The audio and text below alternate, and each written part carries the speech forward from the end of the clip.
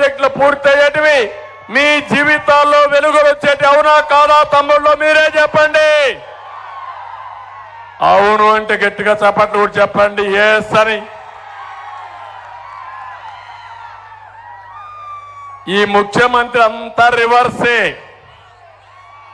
మీరు ముందుకు నడిస్తే ఆయన వెనక్కి నడుస్తాడు. మీరు ఒకటి చేస్తే దానికి ఆపోజిట్ గా చేస్తాడు. ఇప్పుడు చూడండి, రివర్స్ పాలనతో, విధ్వంస పాలనతో రాష్ట్రాన్ని భ్రష్టు పట్టించిన వ్యక్తి ఈ జగన్ రెడ్డి. ఈరోజు ఇక్కడే చూడండి, భోగాపురం ఎయిర్పోర్ట్, ఇదే జిఎంఆర్, మీ ఊరు వాడే, ఇక్కడే ఈ గడ్డ మీద పుట్టాడు జిఎంఆర్.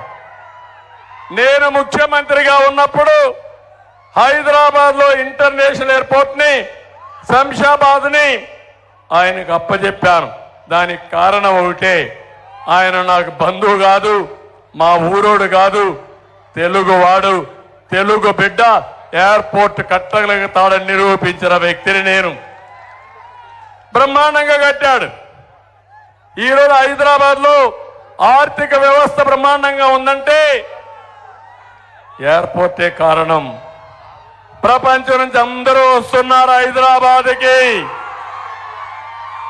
ఆ రోజు విమానాలు లేని హైదరాబాదు ఈరోజు ప్రపంచంలో అన్ని నగరాలకు అనుసంధానం అయింది.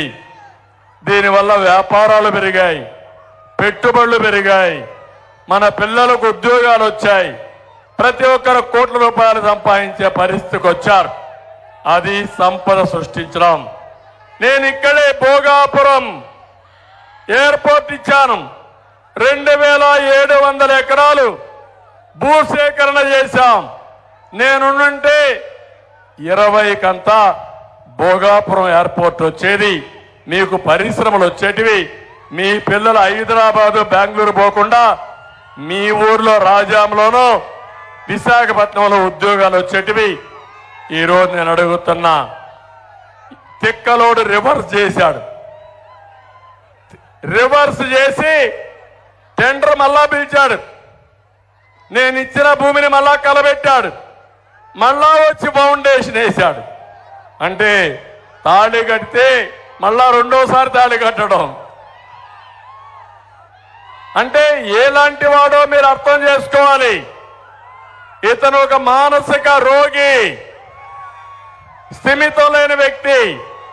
కావాలంటే మీరు, నేను ఎయిర్పోర్ట్ ప్రారంభించాను, ఫౌండేషన్ వేశాను, భూమి అప్పచెప్పాను, నీకు చేతనై ఉంటే ప్రారంభోత్సవం చేసుంటే పూర్తి చేసి నేను అభినందించాను. అవునా కాదా తమ్ముళ్ళు అని మిమ్మల్ని అడుగుతున్నా. పూర్తయిందా ఈరోజు ఎయిర్పోర్టు? కారణం ఎవరు? ఈ ముఖ్యమంత్రి. అవునా కాదా?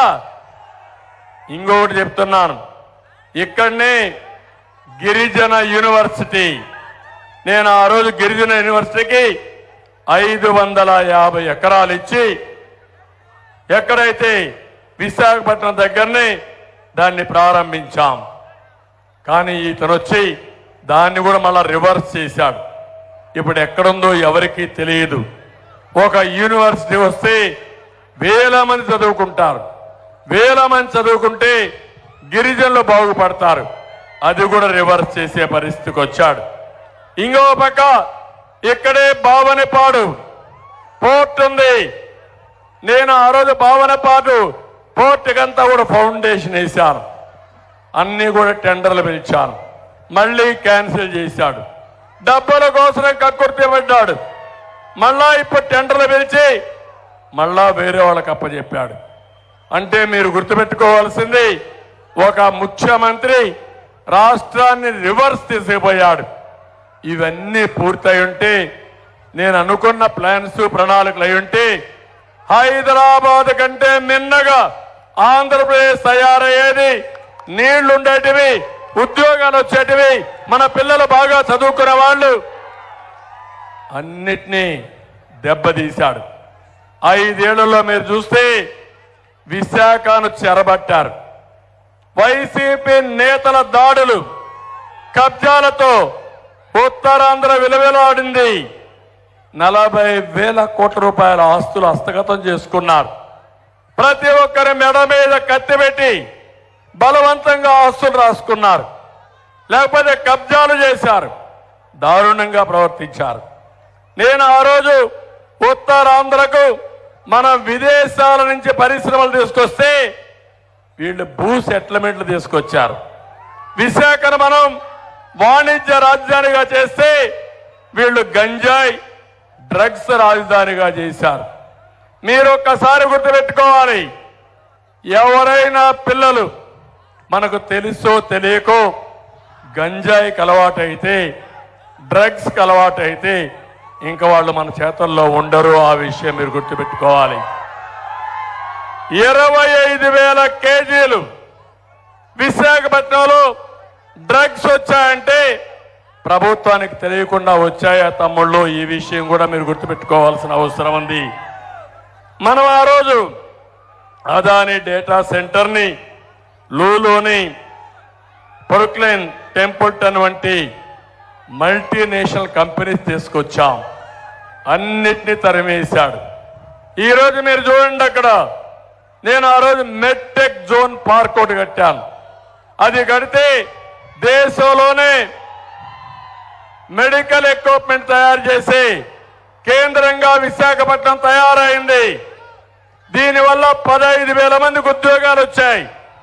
దాన్ని కూడా మూసేయాలని ప్రయత్నం చేశాడు, కానీ కేంద్రం గట్టిగా ఉండి అది కాపాడారు. ఈరోజు 15,000 మందికి ఉద్యోగాలు వచ్చాయి. మళ్ళీ నేను వస్తానే ప్రపంచానికే మెడికల్ ఎక్విప్మెంట్ మనం మెడ్టెక్ పార్క్ నుంచి ఉత్పత్తి చేస్తాం, సరఫరా చేస్తామని మరొక్కసారి మీ అందరికీ హామీ ఇస్తున్నా. ఇది అభివృద్ధి. నేను ఒక మాట చెప్తున్నాను, విశాఖపట్నం మీద జే గన్ రెడ్డికి ప్రేమ లేదు, మన ఆస్తుల మీద ప్రేమ, ఇక్కడ ప్రజల మీద కక్ష. అందుకే ఇతను వచ్చి ఈ ప్రాంతాన్ని మొత్తం కొల్లగొట్టే పరిస్థితికి వచ్చాడు.